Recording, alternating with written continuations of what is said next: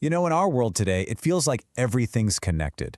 We're going to trace those invisible lines that link a crisis happening halfway across the globe to the price you pay for things every single day. Because this whole idea of a distant problem, well, it's pretty much a myth now. We're going to show you exactly how that first domino falls and why it absolutely matters no matter where you live. So let's start with a question. How can a naval operation in the Strait of Hormuz possibly have anything to do with what you're paying at the pump? It sounds like a stretch, right?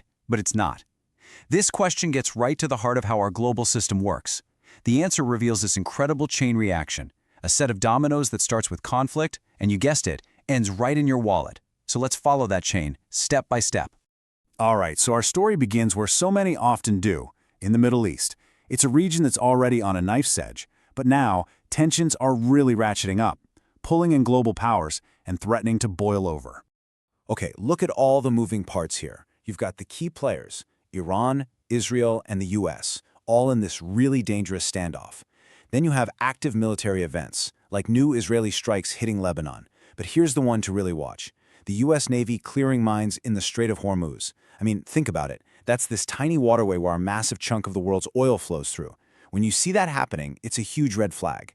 Any disruption there doesn't just make politicians nervous, it sends a massive shockwave straight to the world's energy markets. And that shockwave leads us directly to our next piece of the puzzle, the economic fallout.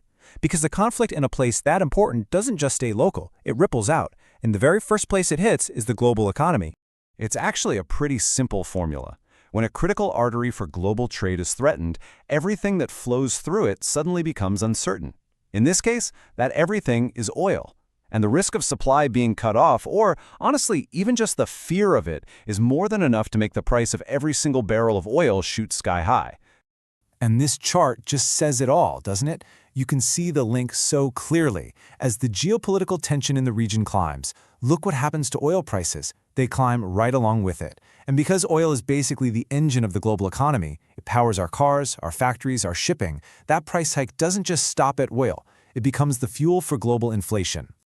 So this is it. This is how that naval operation in the Strait of Hormuz hits you. The rising cost of oil means, higher prices at the gas station. It means it costs more to truck food to your grocery store, so your grocery bill goes up. It makes a plane ticket for your vacation more expensive. And when everybody, everywhere, is spending more on the basics, it puts the brakes on the whole global economy. And the risk of a major slowdown goes way up. But the impact doesn't just stop with your wallet. This kind of global tension creates this really fragile environment, almost like a contagion of instability, where totally unrelated security threats can just flare up out of nowhere. It's like the whole world is holding its breath, and we're starting to see cracks appear in some really unexpected places. For example, thousands of miles away from the Middle East, a shooting incident in D.C. forces this high-profile evacuation of Donald Trump and other officials. Now, is this directly connected to what's happening in the Middle East? No. But an event like this absolutely feeds into that growing global sense of unpredictability and political tension we're talking about. It just goes to show that instability, once it's in the air, can really land anywhere. And we see this pattern continue on a completely different continent. Over in Mali, you have coordinated attacks by gunmen. It's another example of how these big global tensions can create power vacuums and opportunities for other violent groups to act. It's just another ripple from that first disturbance, showing just how far this instability can spread. And this one really brings us full circle, the return of piracy off the coast of Somalia. Suddenly, they're hijacking fuel tankers again.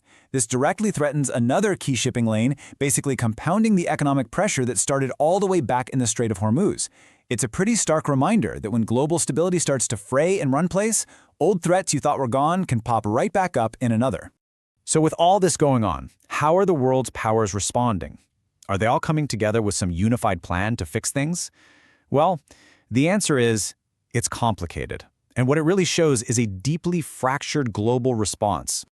This slide is so telling. On one hand, you have the situation in Ukraine, and look at the response. It's a powerful, unified front. The EU pushes through a massive €90 billion aid package, new sanctions are imposed, it's clear, coordinated action. But then you look at the other side, at the crisis we've been talking about, and it's the exact opposite. Peace talks are canceled, diplomacy is collapsing, fear is growing. This contrast just reveals a world that can unite against one kind of threat, but is totally divided by complex regional conflicts where everyone has competing interests. There's just no global consensus. Okay, so let's take a step back for a second and connect all these dots. We've seen a conflict ignite, we've seen an economic shockwave, and we've seen this contagion of instability spread. Now, let's just lay out that chain reaction plain and simple. This is really the core of it all. It starts with the regional conflict blowing up.